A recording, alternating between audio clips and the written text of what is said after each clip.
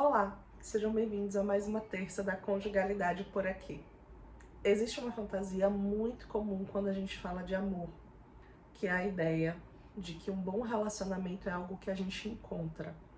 Como se fosse uma questão de sorte, de destino, de algoritmo, como se tivesse escondido ali em algum lugar. Mas a verdade que frustra muita gente é a seguinte: você não encontra um bom relacionamento, você constrói. E criar dá muito mais trabalho do que encontrar. A gente tem o costume de entrar nas relações buscando algo que não dê trabalho, né? Aquela ideia do encaixe, que funciona, algo que meio que já venha pronto, na medida que cabe na nossa vida. Só que o que acontece é que relacionamento não é um produto acabado, relacionamento é processo. E quando a gente entra esperando uma coisa pronta, qualquer frustração é um sinal de que está dando errado. Qualquer conflito vira um sinal de que não era para ser. E aí tem uma coisa que eu costumo dizer nos atendimentos de casal, que é o seguinte: conflito não é defeito, conflito é matéria-prima do vínculo. Se relacionar implica ter conflitos, ter brigas, tensionar a relação, mas tensionar para que a gente caminhe para algum lugar, para a construção dessa intimidade que nunca está pronta. Ela se constrói e reconstrói, muitas vezes enquanto a gente permanece naquela relação, enquanto aquela relação de fato existe na nossa vida. E um bom relacionamento, ele não vai nascer da compatibilidade perfeita, até porque são duas pessoas, dois universos que partem de lugares diferentes e vão pensar de uma forma diferente, faz parte. Um bom relacionamento ele vai nascer da capacidade de construir algo no entre, nesse encontro, da disposição dessas pessoas em construir alguma coisa juntas. No jeito de conversar, no jeito de reparar, no jeito de atravessar os conflitos, sem transformar o parceiro, a parceira em inimigo, sem transformar a relação num campo de batalha, num ringue emocional, onde eu preciso vencer um adversário, porque estamos os dois lutando pelo mesmo objetivo, o sucesso dessa relação, o bem-estar dessa relação. E esse tipo de coisa a gente não se encontra. A gente aprende e a gente sustenta junto com o outro. Porque dois adultos podem se amar muito, mas não ter habilidades necessárias para construir um vínculo duradouro. Quando você entra num relacionamento, você não entra sozinho. Você leva junto com você toda a sua história de vida. O modo como você aprendeu a amar, as suas feridas emocionais, as suas expectativas, as experiências anteriores, os medos da infância, suas defesas, a forma como você aprendeu a sobreviver emocionalmente diante de alguns contextos. E criar um bom relacionamento passa por olhar exatamente para isso, entender o impacto da sua bagagem, de quem você é, da sua história na relação que você está vivendo e se propondo a construir hoje. Não dá pra gente esperar que o outro faça um percurso interno que é seu, que é de sua responsabilidade, para que a relação de vocês funcione.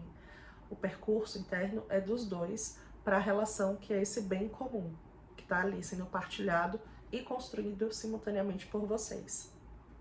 O relacionamento, ele amadurece quando a gente deixa de perguntar por que eu tô vivendo isso, por que eu tô passando por isso. E a gente passa a se perguntar como eu contribuo para o que está sendo construído aqui. Qual é a minha parcela de responsabilidade? Não tem como a gente imaginar que a responsabilidade sempre vai ser do parceiro ou sempre vai ser da parceira. De alguma forma, a gente alimenta, inclusive, as dinâmicas que são doloridas pra gente, as dinâmicas que a gente diz não querer mais viver. Criar vínculos exige tempo, e tempo não é uma coisa que a gente otimiza, pelo menos não dentro das relações. O mundo lá fora fala pra gente colocar tudo no 2.0, acelerar ali a velocidade, mas na relação o tempo é outro, não adianta correr. Vai exigir também tolerância à frustração, porque o outro não vai corresponder sempre à expectativa que a gente cria, que a gente idealiza e aquilo que a gente projeta. Quando a gente escuta o outro falar da própria história, quando a gente escuta o outro se apresentar pra gente lá no início da relação. E vai exigir principalmente escolha. Escolher permanecer, escolher ficar, escolher ajustar, escolher escutar, escutar de verdade, não para responder, mas para compreender de fato o universo do outro. E compreender nem sempre vai ser concordar, mas passa pelo viés do respeito, do cuidado, escolher não repetir de forma automática comportamentos que são muito confortáveis pra gente, porque são naturais da nossa história, do contexto de onde a gente veio, mas que hoje não contribuem para a construção de uma relação que dá certo, de uma relação que faz bem, que tá alinhada com o tipo de vida que a gente quer viver. E isso, gente, não é romantização do esforço, tá? Até porque eu não acredito nisso. Mas a maturidade afetiva é entender que aquilo que a gente quer, aquilo que vale muito, custa muito. Custa em termos de investimento, de tempo, de energia, de dinheiro. É assim para tudo na vida. Com relacionamento não ia ser diferente. Talvez a pergunta mais honesta não seja quando é que eu vou encontrar um bom relacionamento. É melhor a gente se perguntar que tipo de relação eu tenho criado com as pessoas que entram na minha vida, que chegam na minha vida. E principalmente, quem sou eu nas relações onde eu entro? Eu sou a pessoa que eu busco? Eu consigo ofertar aquilo que eu considero como inegociável, como uma exigência para alguém estar comigo, para uma relação existir na minha vida?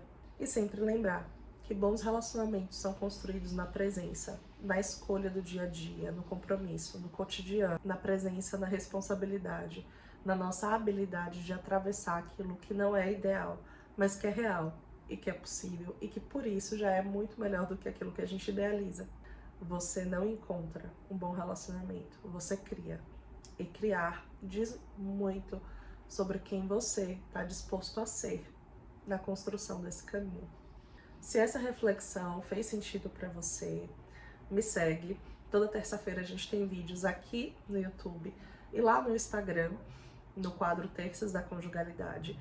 E se você é psicólogo e esse vídeo te ajudou a pensar as dinâmicas conjugais de uma outra forma, comenta aqui que eu falo com você sobre o grupo de estudos Cartografia dos Vínculos, que é um espaço em conjunto onde eu conduzo alguns psicólogos na construção de novos saberes a respeito da conjugalidade e da construção de intervenções para atendimento de casal e para atendimento individual dentro da perspectiva individual. Vai ser incrível ter você por lá com a gente. Essa foi mais uma terça da conjugalidade por aqui. Te espero na semana que vem. Tchau!